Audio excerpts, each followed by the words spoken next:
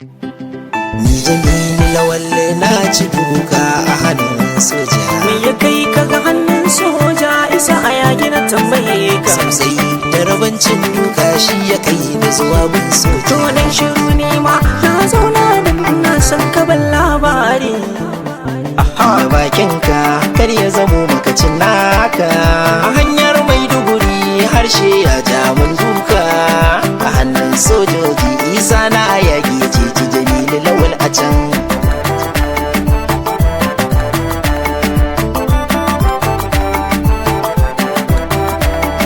Jamil ka rike harshenka yau ka ga hanyar Maiduguri. Kai mai sauraro zauna yau ga labarin nan, yadda muka yi ta gumurzu akan hanyar tafiyan nan.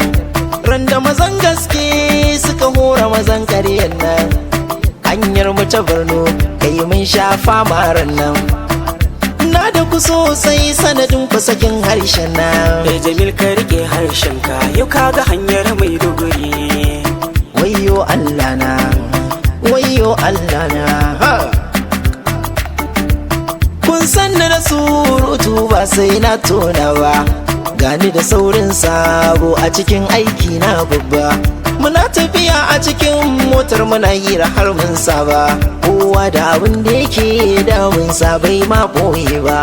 Sai kwandastan mu ya ce mana ga sako da direba, ya ce mana in mun je gaba akwai sojoji duba, saboda hali na tsaro suna fa binciken ID card.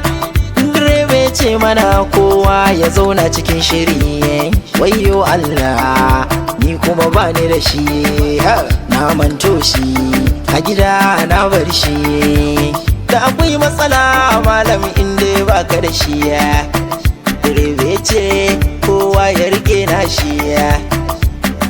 Kara saboda faki fadi ni dai na san bani da shi, amma kuma ban ji tsoro ba domin na koshi. Na ce wa direban mu ka ganni Jamilu nake, bani da ID card amma dole su ganni su bar ni. Bani da shakkan kowa bana tsoron kowa ne, bana tsoron ɗan sanda ko masu ja, saboda fa karfi na komai na furta ba a ja. Fasinjojin cikin motan sai kallo na ni, daga jin zance na sun san dai dan wani ne ni. Suka bar ni ina ta zuba cikin motar nan kunji.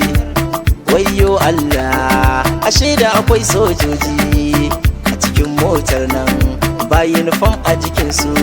Sai da muka yi gaba muka je shingen sojoji, a nan ne aka tsaya aka ce mana kowa ya fito.